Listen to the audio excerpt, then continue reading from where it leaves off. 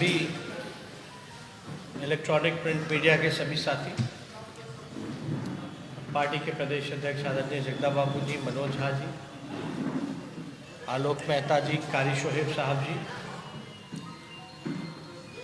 आप सब लोगों को विषय पता चला हुआ कृषि बिल को लेकर के उसके विरोध में हम लोगों ने 25 सितंबर को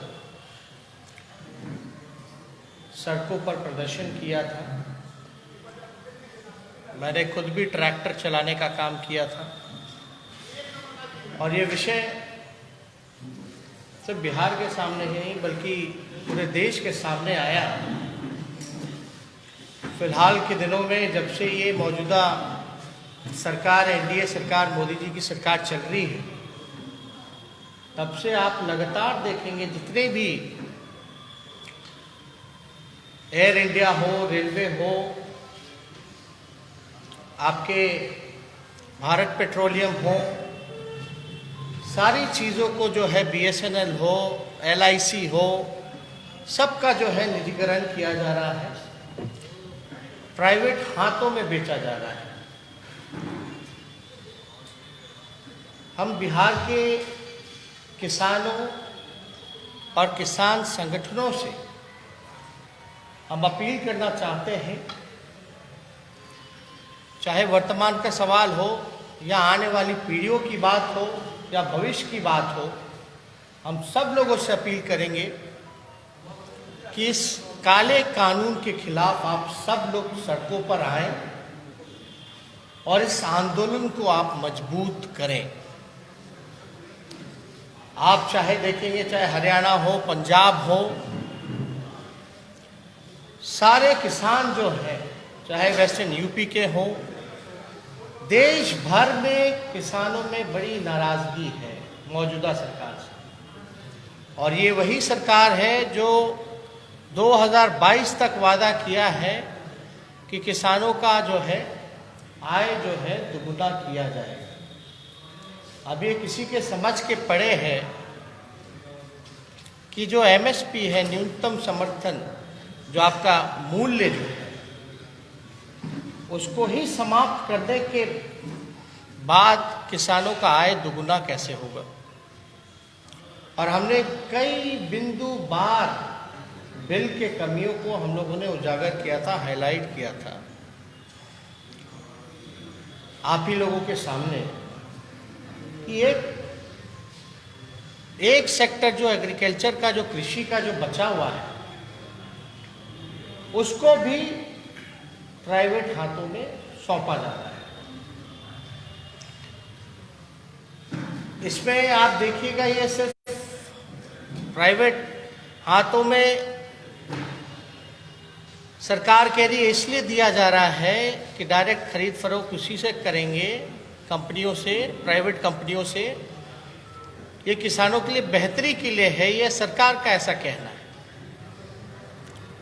हम सब लोगों ने पिछले सारे कानूनों को देखा, चाहे नोटबंदी हो, जीएसटी हो, सारे फैसलों को हम लोगों ने देखा। ये सरकार हमेशा आके कहती है कि इनके फायदे के लिए है, लेकिन फायदा जब 4 साल बाद, 5 साल बाद पूछा जा रहा है तो कहने की स्थिति में नहीं है सरकार, जवाब नहीं देना चाहती है, मुद्दे से भटकाना चाहती है। और इस साफ उसी तरीके का कानून है कि आपको पूरी तरीके से ठगा जा रहा है। ये किसान विरोधी बिल है, जहां सबसे बड़ा जो किसानों का जो डिमांड अगर आप देखेंगे तो एमएसपी को लेकर के है कि सही मूल्य जो है फसल का वो किसानों को मिलना चाहिए। बड़ी संख्या में किसानों का हम लोगों ने सुना है कि आत्महत्या कर रहे, कर्ज नहीं चुका पा रहे हैं। ऐसे स्थिति में ऐसा कानून लाना, क्योंकि देश का किसान मौजूदा सरकार के आने के बाद बेहद कमजोर हो चुका है और हमारा देश जो है पूरी तरीके से एग्रीकल्चर में सेक्टर पर डिपेंडेंट है। लगभग 70 से 80% देश का हिस्सा या बिहार का हिस्सा कृषि पर निर्भर करता है। जो अन्नदाता हैं, जो हमको आपको सभी लोगों का पेट पालने का काम करते हैं, जो दिन रात मेहनत करते हैं, उनके लिए ऐसा कानून बनाना जो है हम समझते हैं ये देश के खिलाफ है, हमारे किसानों के खिलाफ है। और हमने 25 सितंबर को हम लोगों ने सड़कों पर आकर के प्रदर्शन किया। अभी आप सब लोग देखते होंगे कि किसान जो है सरकार से बातचीत चल रही है। कानून बनाने से पहले एक बार परामर्श कर लेना चाहिए। सरकार ने नहीं की, सबसे बड़ी भूल। अब एक दिखावटी एक स्क्रिप्ट प्ले किया जा रहा है कि सरकार जो है किसानों के हित में है। जब सरकार कह रही है कि एमएसपी जो है न्यूनतम समर्थन मूल्य दिया जाएगा, तो लिखित तौर पे हमारे किसान भाइयों को क्यों नहीं दिया जा रहा? लिखित में क्यों नहीं दिया जा रहा? कल भी हम लोगों ने देखा कि बातचीत का दौर जो है वो चला, लेकिन किसानों ने ना तो पानी वहां का पिया, ना तो खाना खाया। और इस तरह सरकार ने व्यवहार किया। जब आप पीसफुली आप कोई आंदोलन कर रहे हैं,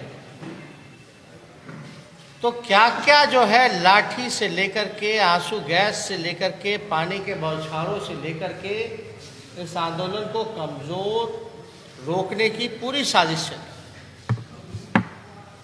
ये अपने ही लोग हैं किसान, जो सबका पेट पालने का काम करते हैं, उनके साथ ऐसा व्यवहार किया जा रहा है। हम लोग सब लोग जानते हैं कि बिहार में जहां एपीएमसी का सवाल है, जो मंडियों की सवाल है, वो 2006 में ही जो है रद्द कर दिया गया। अभी आप देखिएगा बिहार के किसान जो है पलायन करने पर मजबूर हैं, अपने किसानी छोड़ दिया, हम मजदूर बन चुके हैं। मजदूरों की ऐसी स्थिति है कि बाहर पलायन करना पड़ रहा है उनको भी, बड़ी संख्या में। इसमें सुप्रीम कोर्ट का, हाई कोर्ट का, सब लोगों का फटकार आया, फिर भी ये सरकार जो है रोजगार नहीं दे पाई। अब जब मंडी जब खत्म हुआ, तो इससे किसान हमारे कमजोर चलते गए। जो मूल्य जो सही मिलना था वो नहीं मिल पा। अभी बिहार में 2 चीज़ों का ही एमएसपी है, 2 फसलों का। अभी धान की बात चल रही है, हम लोगों ने विधानसभा में इस बात को उठाया, पूरे विपक्ष के लोगों ने गोलबंद होकर के। अब धान की कीमत क्या है? मिनिमम जो है एमएसपी का अगर बात किया जाए तो 1850 रुपये है। कहीं भी बिहार में धान की खरीद नहीं हो रही। माननीय मुख्यमंत्री जी साफ तौर पे झूठ बोलने का काम कर रहे हैं, गुमराह करने का काम कर रहे हैं। ये कृषि रोड मैप बना रहे हैं, लेकिन उनको तो ये भी आंकड़ा देना चाहिए बिहार के लोगों को कि आखिर कितने मूल्य पर कौन कौन सी फसलें जो है किसान जो है खरीद रहे हैं। आखिर मुख्यमंत्री इसका आंकड़ा क्यों नहीं दे? किस बात का डर है?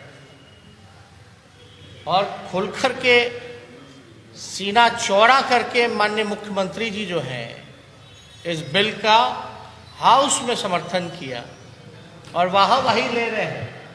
किस बात की पता नहीं।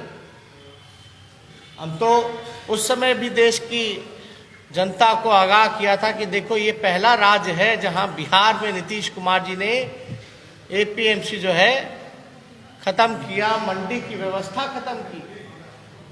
मान लीजिए प्राइवेट कंपनी अगर खरीदती है डायरेक्ट किसानों से, तो किसानों को कहाँ जाना होगा, उनका फायदा कैसे होगा?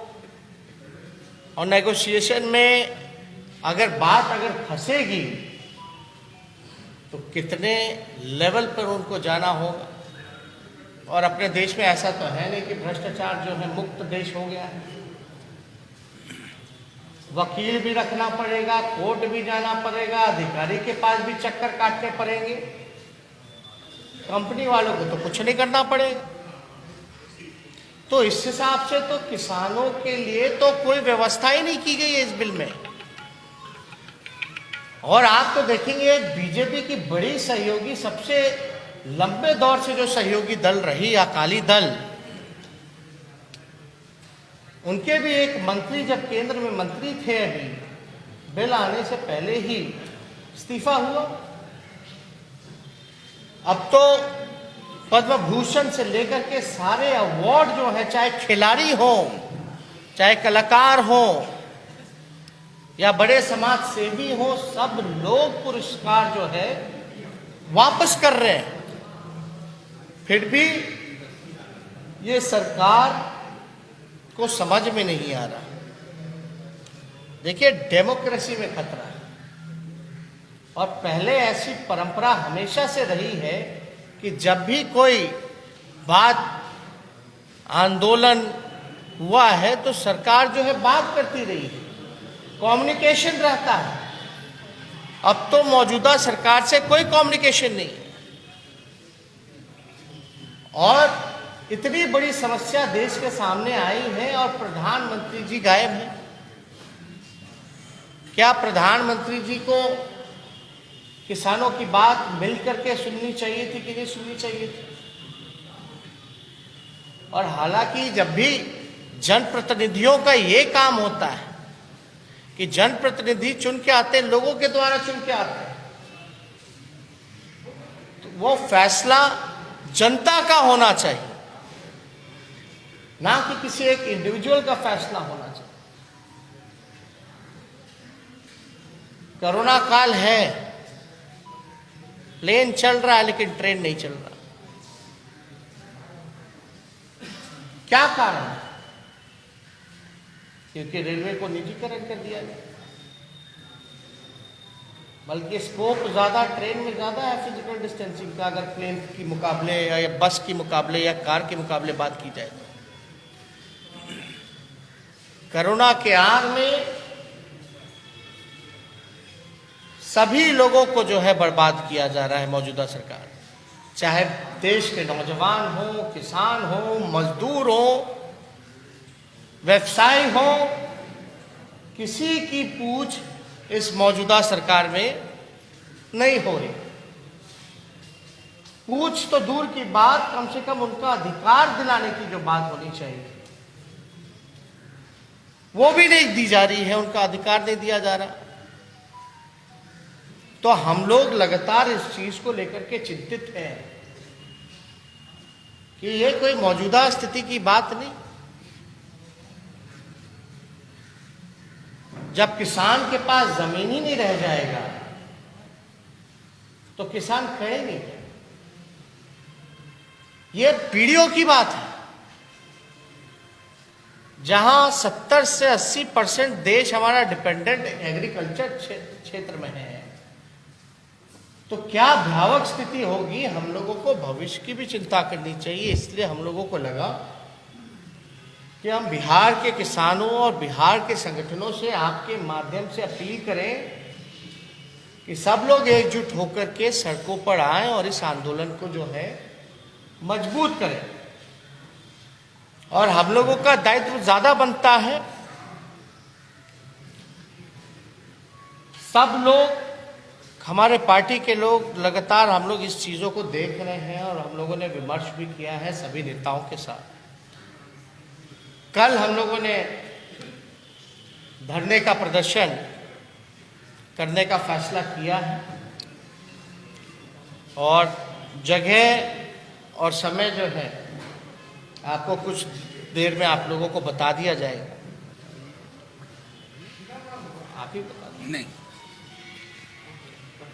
पटना में, क्योंकि हम गांधी मैदान में कल 10 बजे से धरना राष्ट्रीय जनता दल गांधी मैदान में गांधी जी की मूर्ति के पास, क्योंकि ये गांधी के विचारों पर सबसे बड़ा हमला है और जिन्हें सबसे बड़ा आधार भारत का मानते थे, गांव को, खेती को, किसान को, उस पर यह हमला है।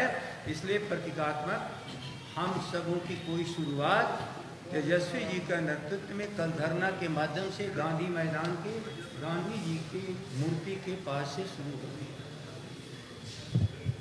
गांधी जी का जिक्र चला, आप लोग सब लोग जानते हैं गांधी जी को महात्मा चंपारण की धरती ने बनाया। नील की खेती जो अंग्रेजों का द्वारा जो कराया जाता था, आज तकरीबन वही स्थिति है कि आपको मजदूर भी बना करके छोड़ा जाएगा, आपको काम करना है, लेकिन उनको सम्मान और अधिकार जो बनता है वो नहीं दिया जाएगा। तो ये एक बड़ा विषय हम लोगों के सामने है और हमको लगता है कि सरकार जब कहती है तो लिखने में, लिख के देने में कोई दिक्कत नहीं होनी चाहिए। अब सरकार ऐसी हो रही है, बिहार की सरकार, मुख्यमंत्री जी को देख लीजिए भाई। सदन में आप सब लोगों ने रिकॉर्डिंग देखा होगा, कमेटी बनाने की बात की गई थी कोरोना को लेकर के। सदन को ही जब झूठ और गुमराह कर दिया जाता है, जहां बातें नहीं सुनी जाती है, केवल मीडिया में बैठ करके हवा बनाया जाता है, ये हो रहा है, वो हो रहा है, तो लोग विश्वास कैसे करेंगे? लगातार हम लोगों का गला फट गया चीख चीख करके, कोई सवाल का जवाब ही नहीं मिलता। अगला सत्र में मिलेगा, अगला सत्र में मिलेगा जवाब। अरे जवाब होगा तब तो मिलेगा। तो ऐसे सरकार जो झूठी सरकार हो, सदन को ही गुमराह किया जाता है। मतलब पहली बार एक परंपरा चल पड़ी है एनडीए सरकार में, झूठ बोलो, मजबूती से बोलो, शानदार बोलो और बार बार बोलो।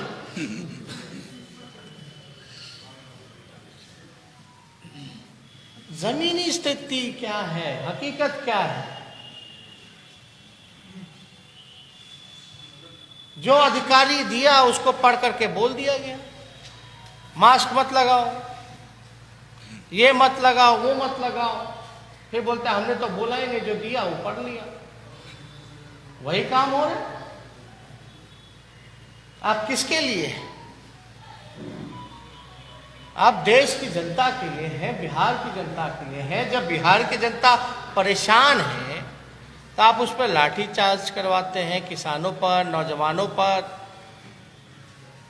तो इन सारी चीजों को देखते हुए हम लोगों को लगा कि आप लोगों को बुला करके इसका जिक्र हम सब लोगों को करना चाहिए। और कोई सवाल अगर होगा इससे रिलेटेड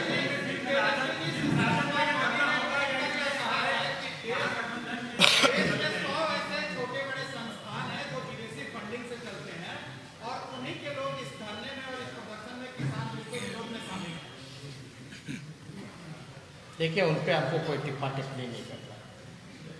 तो सरकार बुला करके बात क्यों करती?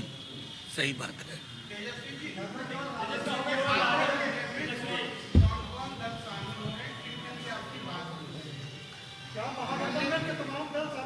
नहीं, हम लोग शामिल थे। बिहार विधानसभा में भी आप लोगों ने देखा होगा, धान की खरीद को लेकर के साझा हम लोगों ने जो है प्रश्न उठाए थे विधानसभा में।